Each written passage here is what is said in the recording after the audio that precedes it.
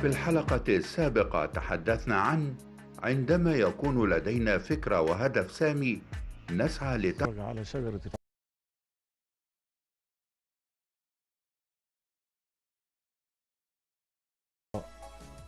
افتكر مشوار 25 سنة فاتت، يوم ما ابتدأت أفكر فكرة إن هل يمكن الاستغناء عن استيراد ثمار اللوز وعين الجمل والفستق من الخارج بالعملة الصعبة؟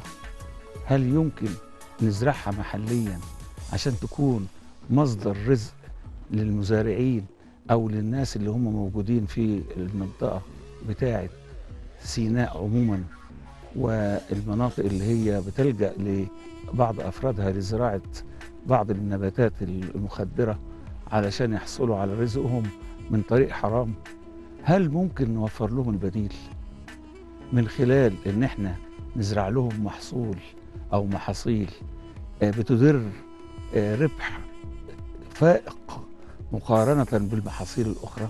الأفكار العظيمة، الأفكار السديدة تحتاج إلى صبر ومثابرة وقوة شخصية. أنا واثق من نفسي ومن عملي ولا مش واثق؟ أصبحت قضية بالنسبة لي إثبات ذات، أصبحت قضية عمري. فابتديت أرجع أخاطب المسؤولين تاني، وابتدوا يعملوا نوع من الاستجابة، وابتدينا مرحلة تانية من سنة 2005 ل 2000، وتوقفت هذه المحاولات في 2007. توقف التمويل وتوقفنا للمرة الثانية، ودي كانت برضه يعني صدمة قاسية ليا وللمزارعين اللي صدقوني وابتدوا يتعاونوا معايا وتجاوبوا. برضه لم أيأس، افتكرت جبل كاترين، وصممت أواصل الارتفاع والصعود، وفضلت ورا المسؤولين لغاية لما سمحوا لي من خلال صندوق العلوم والتنمية التكنولوجية إن هم يمولوا مشروع لزراعة أشجار النقل في سيناء ومحور قناة السويس. بداية رحلة الفريق البحثي للمركز القومي للبحوث كانت في مدينة الطور، حيث يقوم الفريق بإرشاد أحد المزارعين للطرق المثلى لزراعة النقل. حلقة الوصل ما بين الجهاز التنفيذي ممثل في السكرتير العام، أو طبعا على رأسنا السيد الوزير المحافظ اللي هو أركان حرب خالد فودة، حلقة الوصل هنا ما بين الباحث أو المركز القومي للبحوث مع المحافظة هو مديرية الزراعة، لأن هو ده الراجل المتخصص واللي عنده الكوادر اللي تقدر التعاون وتقدم الإرشاد الزراعي. لأن برضك الأستاذ المتخصص اللي جاي من مركز القومي للبحوث هو راجل باحث وراجل علمي، عايز حد يفهمه، عايز واحد يتكلم نفس اللغة بتاعته، وأنسب واحد اللي يفهمه ويتكلم نفس اللغة هو مهندسين مديرية الزراعة، وخاصة الإدارات الزراعية في المدن. احنا عندنا 9 مدن، كل مدينة فيها إدارة زراعية، فيها مهندس زراعي وفيها إرشاد زراعي وفيها الناس اللي فاهمة في النواحي الزراعية والمجالات الحيوانية. فهو القادر على ان هو حتى اللي في الميداني بقى اللي بيقدر يباشر تطورات الشتلات ايه، تطورات المناخ ايه، تطورات الآفات ايه. دوري هنا توجيه المزارعين لكيفية زراعة أشجار النقل وكيفية إعداد الجور لزراعة أشجار النقل، تمام. ودوري بالنسبة للدكتور سامي بيمدني بالشتلات، تمام، وأنا بوزع الشتلات على المزارعين وبعرف كل مزارع كيفية زراعة أشجار النقل وإزاي يتعامل معها بعد الزراعة وإزاي يتعامل مع الإنتاج بالنسبة لأشجار النقل. بالنسبة للتربة 3 أنواع، في تربة طامية، وفي تربة طامية رملية، وفي تربة رملية، تمام.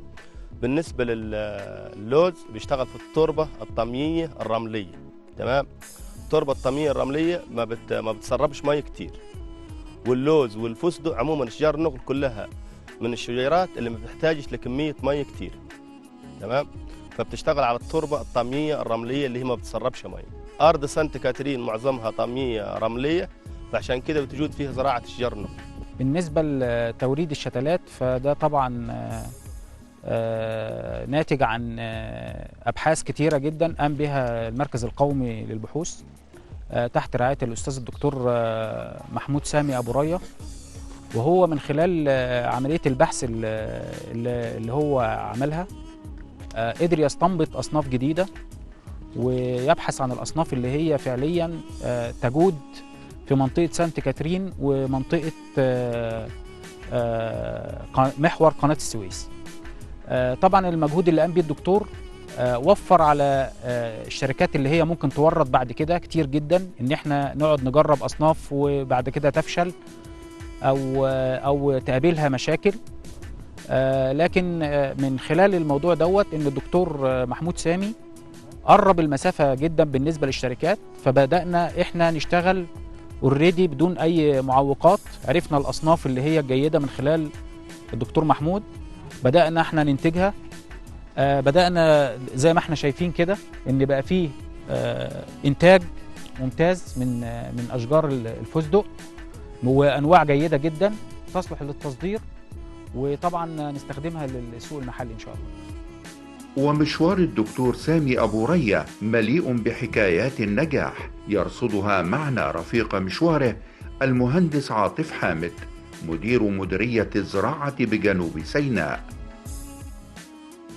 النهارده بنجني ثمار التعاون اللي تم مع الاستاذ الدكتور سامي ابو رية من سنه 2014 لحد النهارده. يمكن احنا شفنا على الطبيعه البشاير انتاج ثمار الفستق اللي متواجده على الاشجار، واللوز، بدايه ثمار انتاج اللوز اللي موجود. كان في زيارات موجوده من القيادات السياسيه على مستوى المحافظه، وكان في متابعه لهم، لان ده شيء طبيعي. يعني القياده السياسيه لما بتتبنى فكره او بتتبنى مشروع بتبقى هي دي الطرق لسبل النجاح المشروع. يمكن النهارده كان مشرفنا سياده اللواء خالد فوده محافظ جنوب سيناء وبرفقته مدير امن المحافظه والعديد من القيادات السياسيه على مستوى المحافظه، وشاهدوا احدى المزارع اللي مزروع فيها الفستق، وشافوا الانتاج على الطبيعه وعلى الاشجار اللي موجوده. وطبعا احنا يعني سياده اللواء خالد بيعتبر راعي التنميه الزراعيه على ارض محافظه جنوب سيناء، واحنا اتناقشنا معاه النهارده وطلبنا منه ان يكون في مكالمه تليفونيه او اتصال تليفوني مع معالي السيد الاستاذ الدكتور وزير التعليم العالي والبحث العلمي للموافقه على دعم المشروع اللي هو التوسع في زراعه اشجار النقليات في جنوب سيناء لمدتين تاليتين، بحيث ان المزارع نكمل معاه بقيه العمليات الزراعيه اللي احنا بدأناها معاه. ولكل مزارع في سانت كاترين قصة نجاح مع الدكتور محمود سامي أبو رية يحدثونا عنها. مدينة سانت كاترين بجبال وديانة تشتهر من قديم الزمان بالأشجار دي واللوز والأنواع الفواكه الأخرى، بس طبعا احنا خبرتنا من أيام جدادنا بتزداد مع خبرة علمائنا زي الأستاذ الدكتور محمود سامي المركز القومي للبحوث، فده برضه بيدينا خبرات أكتر وننتج إنتاج أكتر وأوفر.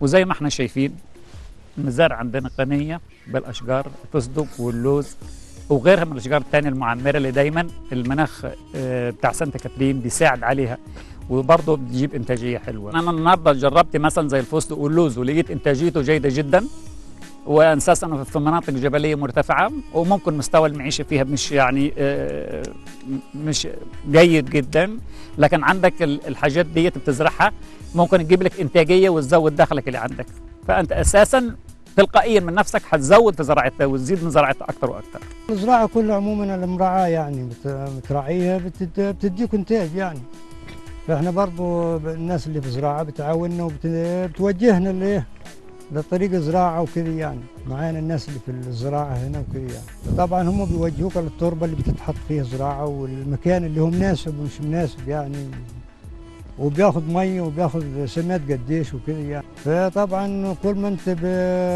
بتجتهد وبتديك ثمرة وكذا يعني. في بعد كده يجي شتلات، جت شتلات يعني بتديك ثمره اسرع من البذره يعني. الخبره العلميه بتجيب لك مسافات، بتقرب المسافات شويه. مثلا حزرع، مثلا انا من بدايه حزرع بذره ممكن تاخد عندي فتره سنوات لغايه ما تثمر، لكن انا لو لقيت شتله فدي المسافه هتبقى نص المسافه بالنسبه لي كزراعه وانتاجيه. ممكن مزروعات تثمر بعد 10 سنين، لكن بتتكلم في حاجه ممكن تثمر بعد 3-4 سنين، فدي بالنسبه لك احسن. قول 2 كيلو، لكن السنه اللي بعديها هتجيب لك 7 كيلو، وهكذا. كل في عدد السنين كل ما بتكبر وبالعنايه معاها انتاجيتها هتكبر، وهتغطي على مصاريفك حتى تدخلك حدائق عندك مزروعه. ما أجمل أن توثق لحظات النجاح بشهادة القيادات التنفيذية بالمحافظة، وأهمها شهادة اللواء خالد فودة محافظ جنوب سيناء. النهارده لما يكون عندنا مركز البحوث ووزاره البحث العلمي ودكتور زي الدكتور سامي برايه يجي ينزل ويزرع ويطلع، تنجح تجربته هنا زي ما نجحت دي كده، وبالتالي احنا هنحول لزراعه النقليات وبذور بنجر السكر. بذور بنجر السكر دي بنستوردها من الخارج بالعمله الصعبه، وكذا النقليات.